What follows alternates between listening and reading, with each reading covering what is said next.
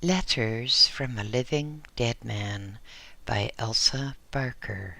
Read for you by BlueFriend in beautiful BC. Part 11, Letter 51. The April of the World. Having told you last week that you must die according to the jargon of the earth, I now want to assure you that you can never really die at all, that you are as immortal as the angels, as immortal as God Himself. No, that's not a contradiction. I have spoken before of immortality. It was always a favorite theme of mine, but since my association with the beautiful being, it has become for me an exultant consciousness. The beautiful being lives in eternity, as we fancy that we live in time. Will you write down here another of that angel's chants? When you see me in the green trees and in the green light under the trees, know that you are near to me. When you hear my voice in the silence, know that I speak for you. The immortal loves to speak to the immortal in the mortal, and there is joy in calling to the joy which dozes in the heart of a soul of earth. When joy is awake, the soul is awake. You look for God in the forms of men and women, and sometimes you find Him there. But you look for me in your own soul. The deeper the gaze, the fairer the vision. Yes, I am in nature, and I am in you, when you look for me there, for nature is dual, and the half you carry within you. All things are one and dual, even I, and that is why you may find me. Oh, the charm of being free, to wander at will round the earth and heaven, and through the souls of men. I am lighter than the thistledown, but more enduring than the stars. The permanent is impalpable, and only the impalpable endures. The road is not long which leads to the castle of dreams. The far away is nearer than next door, but only the dreamer finds it. When labor is light, the pay is sure. When the days are hard, the reward is tardy. Be glad, and I will repay you. I would write my name on the leaves of your heart, but only the angels can read the writing. Who bears my unknown name on the petals of his heart is accepted among the angels, for the flower he is. His perfume reaches heaven. There is pollen in the heart, child of earth, and it fructifies the flowers of faith. There is faith in the soul, child of time, and it bears the seeds of all things. The seasons come and the seasons go, but the springtime is eternal. I can find that in you which was lost in the April of the world. Letter 52. A Happy Widower. I met a charming woman the other night, quite different from anyone else I have met heretofore. She was no less a woman because she weighed perhaps a milligram instead of 150 pounds. I was passing along a quiet road and saw her standing by a fountain. Who had created the fountain, I cannot say. There are sculptors in this world who mold for the love of the work more beautiful fountains than your sculptors mold for money. The joy of the workman is in his work. Why, that is heaven, is it not? I saw a beautiful woman standing by a fountain, and as I love beauty, whether in fountains or in women, I paused to regard both. The lovelier of the two looked up and laughed. "I was wishing for someone to talk to," she said. "What a wonderful world this is!" "I am glad you find it so," I answered. "I also do not agree with the old woman who declared that heaven was a much overrated place." "You don't remember me, do you?" she asked. "No, have we met before?" "We have, and of course you could remember me if you should try." Then I recalled who she was. We had met some years before on one of my journeys to New York, and I had talked with her about the mysteries of life and death, of will and destiny. "I have tested many of the things you told me," she went on, "and I have found them true." "What things, for instance?" "First, and most important, that man may create his own environment." "You can easily demonstrate that here," I said. "But how long have you been in this world?" "Only a few months." "And how did you come out?" "I died of too much joy." "That was a pleasant death, and an unusual one," I said, smiling. "How did it happen?" "The doctor said that I died of heart failure. For years I had wanted a certain thing, and when it came to me suddenly, the realization was too much for me." "And then?" "Why, I suddenly realized that I had let slip the body through which I might have enjoyed this thing I had attained." "And then?" "I remembered that I was not my body, that I was my consciousness, and as long as that was intact, I was intact. So I went right on enjoying the attainment." "Without a regret?" "Yes." "You are indeed a philosopher," I said, "and though I do not want to force your confidence, yet I would be much interested to know your story."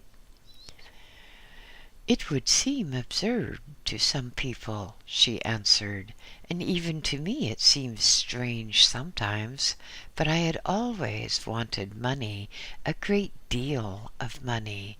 One day a certain person died, leaving me a fortune. It was that joy which was too strong for me." "And how do you enjoy the fortune here?" "In several ways. My husband and I had planned a beautiful house, if we should ever have the money. We had planned to travel, too, and to see the interesting places of the world. We also had 2 or 3 friends who loved to create beauty in the arts and who were hampered in their work by lack of means. Now, my husband, being my sole heir, came into the fortune immediately I passed out. So I enjoy everything with him and through him, just the same as if I were actually in the flesh." "And he knows that you are present?" "Yes, we had each promised not to desert the other in life or death. I've kept my word, and he knows that I've kept it." "And where is he now?" "Traveling." "Alone?" "Except for me." "In what place is he?" "In Egypt. at this time. I drew nearer. "Can you show him to me?" I asked. "Yes, I think so. Come along." It is needless to say that I did not require a second invitation. We found the man, a handsome fellow about 30 years of age, sitting alone in a luxurious bedroom in Cairo. It seems to be my destiny to have strange experiences in Cairo. The young man was reading as we entered the room, but he looked up at once, for he felt that she was there. I do not think he perceived me. "My darling," he said aloud, "I have seen the pyramids." She placed her hand upon his forehead, and he closed his eyes, the better to see her. Then his hand moved to the table. He opened his eyes again and took up paper and pencil. I saw her guide his hand, which wrote, "I have brought a friend with me. Can you see him?" "No." The man spoke aloud, she communicating through the pencil in his hand and by his interior perception of her. "Then never mind," she wrote. "He's not an egotist. I only wanted him to see you. I have told him how happy I am, and now he sees why." "This journey of mine is an unalloyed delight," the man said. "That's because I am with you," she replied. "Were you with me at the pyramids today?" "Yes, though I cannot see very well in the sunshine. I have been there, however, and have seen them by the moonlight. But where are you going from here?" "Where do you want me to go?" "Up the Nile to Assuan." "I will go. When shall I start?" "The day after tomorrow. And now, au revoir, my love. I will return by and by." A moment later we were outside, she and I, in the soft starlight of an Egyptian evening. "Did I not tell you the truth?" she demanded, with a little laugh of triumph. "But have you no desire to go on in the spiritual world?" I asked. "Is there anything more spiritual than love?" she asked in return. "Is not love the fulfilling of the law?" "But," I said, "I recently wrote a letter to the men and women of the earth, advising those who should come out here to get away from the earth as soon as possible." "Lovers like me will not take your advice," she answered with a smile. "And tell me now, is it not better for Henry to enjoy my society in the long evenings? Is it not better for him to be happy than to grieve for me?" "But at first, was he not inconsolable at your going out?" "Yes, until I came to him. He was sitting one night in deep dejection, and I reached for his hand and wrote with it, 'I am here. Speak to me.' 'My love,' he cried, his face alight, 'are you really there?' 'Yes, I am here, and I shall come to you every day until you come out to me,' I answered through the pencil. He had never known that he was what you call a writing medium. He would never have been but for my presence in a form of matter different from his own. Come now, my friend," she added, "would you really advise me not to visit Henry any more?" There are said to be exceptions to all rules, I answered. At this moment you seem to me to be one of those exceptions. And will you add a postscript to your recent letter to the world? If I can, I said. I will tell your story. My readers can draw their own conclusions. Thank you, was her answer. But, I added, when Henry comes out here in his turn, you two together should go away from the world. Have you been away from the world, then? To some extent. I'm only stopping here now until a certain work is finished. And then where are you going? To visit other planets. Henry and I will do that too when he comes out. Now, my friend, I tell you this story for whatever it is worth. There are cases like hers where an earthly tie is all compelling. But in the case of most persons, I stand by my original assertion and my original advice. Letter 53. The Archives of the Soul. I have spoken of a determination to visit other planets when my work of writing these letters is ended. But I must not neglect to say that I consider such journeys to and fro in the universe of far less spiritual value than those other journeys which I have made and shall make into the deep places of my own self.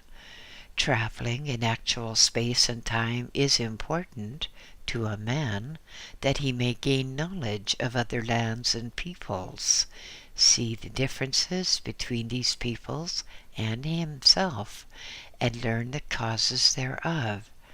Yet, quiet meditation is even a greater factor in growth. If a man whose spiritual perceptions are open can do but one of these two things, it would be better for him to sit in a cabin in the backwoods and seek in his own soul for the secrets which it guards, than to travel without such self-examination to the ends of the earth. Get acquainted with your own soul. Know why you do this or that, why you feel this or that. Sit quietly when in doubt about any matter, and let the truth rise from the deeps of yourself. Examine your motives always. Do not say, I ought to do this act for such and such a reason, therefore I do it for that reason. Such argument is self-deception. If you do a kind act, ask yourself why. Perhaps you can find even in a kind action a hidden motive of self-seeking. If you should find such a motive, do not deny it to yourself. Acknowledge it to yourself, though you need not advertise it on the walls of your dwelling. Such a secret understanding will give you a greater sympathy and comprehension in judging the motives of others. Strive always for the ideal, but do not label every emotion as an ideal emotion if it is not really that. Speak the truth to yourself. Until you can dare to do that, you will make little progress in the quest of your own soul. Between earth lives is a good time to meditate, but one should form the habit of meditation while in the flesh. Habits formed in the flesh have a tendency to continue after the flesh is laid aside. That is a reason why one should keep as free as possible from physical habits. If my charming acquaintance, who comes out every night to her husband to write love messages through his hand, would spend the greater part of her time in acquiring knowledge of this new world, so that she could enlighten him, then might their communion be an unmixed good? But I fear it is not so. Therefore I shall look for her again and give her some fatherly advice. She has a quick and receptive mind, and I think she will listen to me. He would be interested in her experiences, if for no other reason than because they are hers. Yes, I shall have to find her again. I have made wonderful discoveries in the archives of my own soul. There I have found the memories of all my past, back to a time almost unbelievably distant. In seeing how the causes set up in one life have produced their effects in another life, I have learned more than I shall learn on my coming tour of the planets. Everything exists in the soul. All knowledge is there. Grasp that idea if you can. The infallible part of us is the hidden part, and it is for us to bring it to light. Do you understand now why I advise the disembodied to break away from the distractions and the dazzling mirages of the earthly life? Only in the stillness of detachment can the soul yield up her secrets.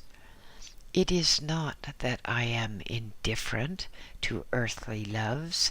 On the contrary, I love more deeply than ever all those whom I loved on earth.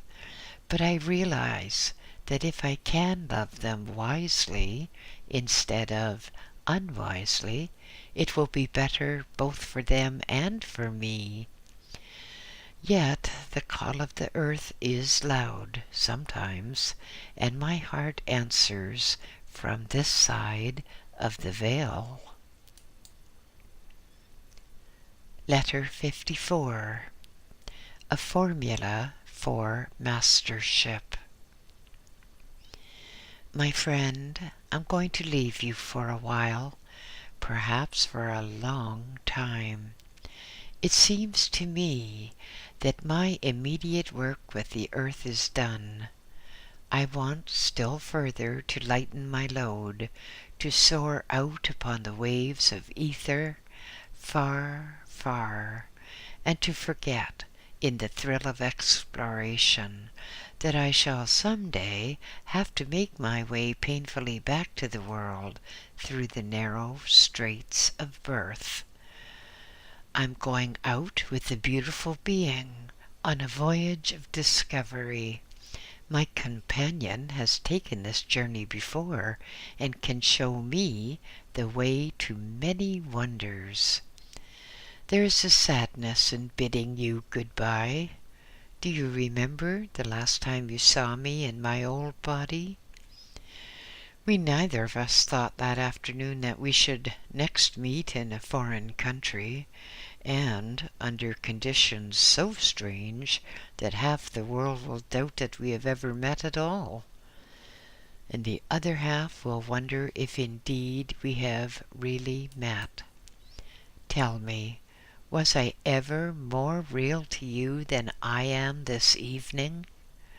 While sitting with me in the days of the past, did you ever know less of what I should say a moment afterwards than you know now? Rack your brain as you will, you cannot tell what I'm going to talk about, and that will prove to you, at least, that I am as real as ever. I want to leave a few messages. Tell blank and tell blank, and someday tell my boy to live a brave and a clean life. He will be watched over. Tell him that if sometimes he feels the interior guidance, not to be afraid to trust it. Tell him to look within for light.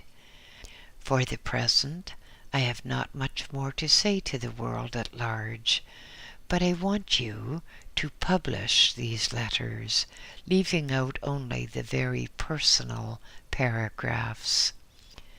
Yes, I may not see you again for a long time. Do not be sad. When I'm gone, perhaps another will come. Do not close the door too tight, but guard well the door, and let no one enter who has not the signs and passwords. You will not be deceived. I've trained you to that end. I cannot write much tonight, for there is a sadness in leaving the earth. But I am, or shall be, all athrill with the interest of the coming voyage. Think of it! I shall see faraway planets and meet their inhabitants. Shall I find the square-faced men? Perhaps so. In Jupiter, they say, there is a race of beings wonderful to behold. I shall see them. Will they be fairer than our own beautiful being who loves the little earth and usually stays near it because there are such struggles here? The joy of the struggle, that is the keynote of immortality, the keynote of power. Let this be my final message to the world. Tell them to enjoy their struggles, to thrill at the endless possibilities of combination and creation, to live in the moment while preparing for long hence, and not to exaggerate the importance of momentary failures and disappointments. When they come out here and get their lives in perspective, they will see that most of their causes of anxiety were trivial, and that all the lights and shadows were necessary to the picture. I had my lights and shadows too, but I regret nothing. The master enjoys difficulties as a swimmer enjoys the resistance of the water.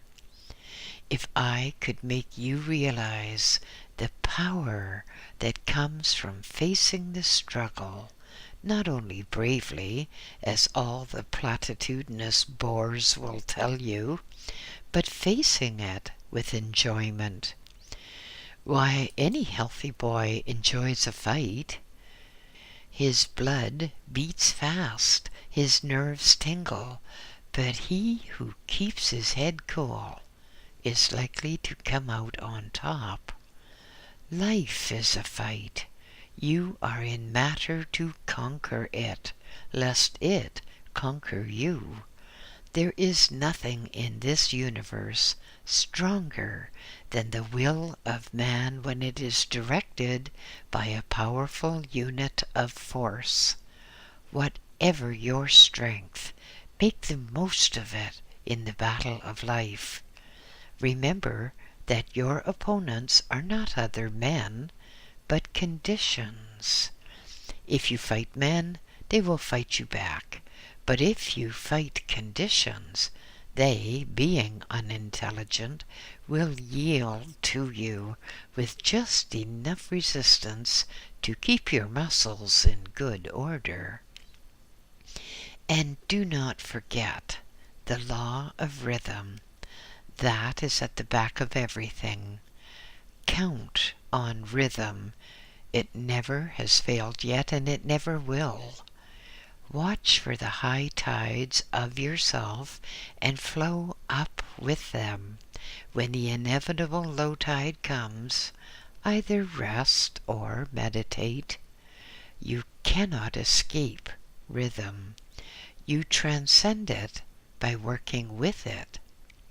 You can even turn and grow young, for time also has its tides, and there are many ripples in the long sea swell of life. I feel that I am leaving much unsaid, but I shall meet you again someday. End of part 11 and end of Letters from a Living Dead Man.